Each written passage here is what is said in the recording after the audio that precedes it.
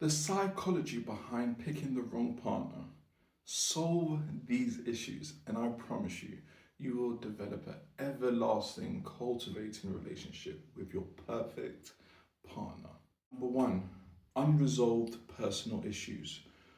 Past experience involving neglect, insecurity, and abandonment normally allows you to subconsciously attract someone with similar traits. And when you do this, you're not going to have a secure relationships because you're just going to bring the past experience into the presence.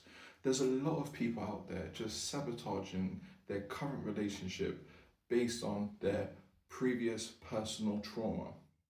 So get these resolved because there are people out there right now. They have trust issues. They feel like their partner's going to neglect them as soon as they get into one little dispute. Instead of communicating, they just bring up their pastime memories of when someone just abandoned them because they got into a dispute, believing that all people are like their current person, but they actually may be like them because they still have this fear within them. So you need to resolve it. You can't go into a new relationship with the old wounds, or you can't bring the same issues into a new beautiful space because they're just going to end up seeping over, and it's unfair on yourself and it's unfair to the other person. So before getting into a new relationship, make sure you are healed from whatever you are growing through. Your parents, your loved ones, friends, past relationships, any bad blood that you still feel, read books, try to heal. Because I promise you, if you don't heal, you'll just bring those same problems into the new relationship and you'll just continue this cycle until you just can't take no more. And you deserve to be happy. Resolve your personal issues. Number two, low self esteem and fear of being alone. Having low self esteem, or you're just scared to be alone, you end up settling for less. Learn to be happy with yourself. Learn to love your own company. Most people out there can't be alone. Why is that? They just don't like who they see in the mirror.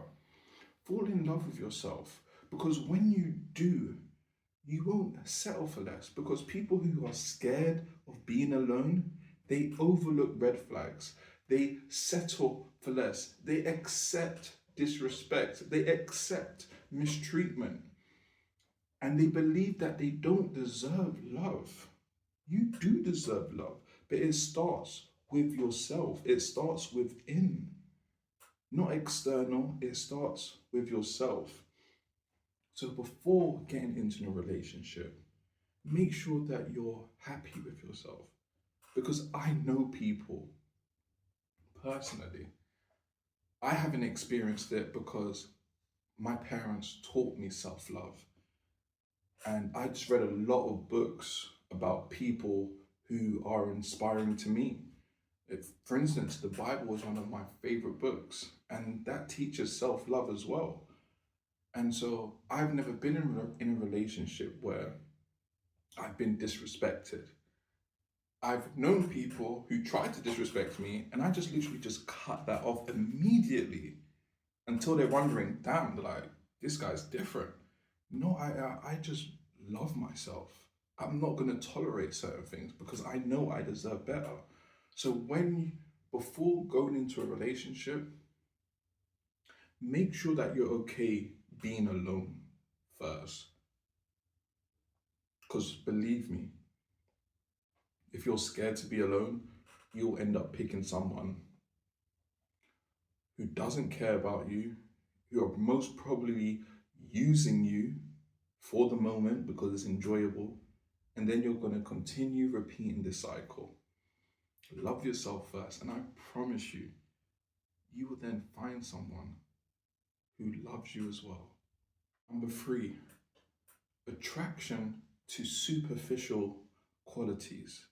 Those who are interested in people due to their appearance or external factors like social status and whatever, those relationships are not based on genuine connection, genuine compatibility.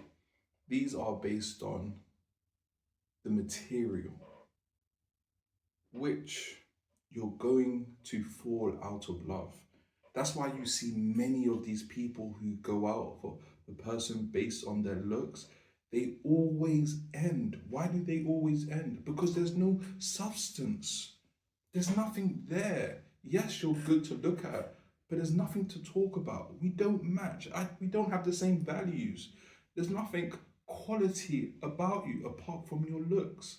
And looks wither away. You're going to get old. Imagine you're going to get old. There's nothing there to keep us attached. There's nothing to grow onto. And these people always find themselves unhappy. So when choosing a partner, make sure you go for the things that are inside: their intelligence, their love, their peace, their compassion, their understanding, their experience in life, their philosophy. All these things are way more important than what you see on the outside, because on the outside, things can change. I know people who just go out with people just on their looks.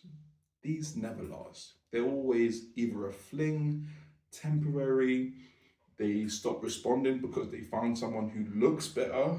I mean, they're not based on real things. There's no connection. So if the connection is very minimal, obviously it's easy to sever the line. Very easy, because there's nothing strong holding it up. So it's very easy to cut.